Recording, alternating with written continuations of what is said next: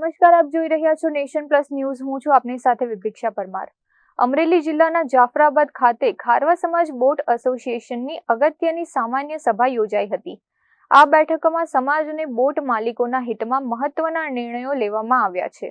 જાફરાબાદ ખારવા સમાજ બોટ એસોસિએશનની યોજાયેલી સામાન્ય સભામાં સમાજના બોટ માલિકો અને સભાસદો મોટી સંખ્યામાં ઉપસ્થિત રહ્યા હતા.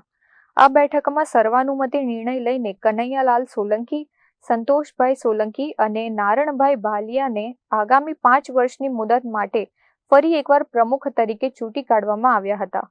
નોંધનીય છે કે આ આગેવાનોની કુશળ નેતાગીરીના પરિણામે એસોસિએશનની મૂડી એક સમયે જે માત્ર 55,000 રૂપિયા હતી તે વધીને આજે 1 કરોડ રૂપિયાને પાર પહોંચી ગઈ છે.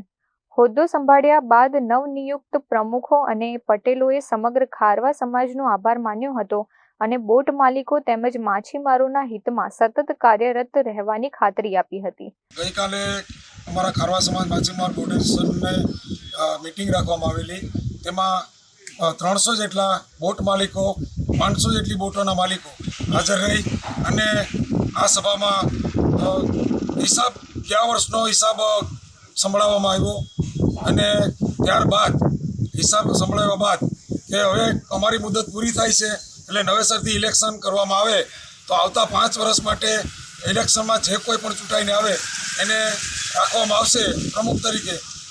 તો તમામ બોટ માલિકોએ સર્વસંમતિથી કોઈ પણને ફેરફાર કરવો નથી એવું કહી તમે આ 6 વર્ષની અંદર ખૂબ જ સમાજનો વિકાસ કર્યો છે, બંદરનો વિકાસ કર્યો છે, તો તમારે જ રહેવાનું છે એવું કરીને આવતા 5 વર્ષ માટે અમને ફરીથી બોટ એસોસિએશનના પ્રમુખો તરીકે નિમણૂક આપી અને જવાબદારી 5 વર્ષ સુધીની સોંપી છે.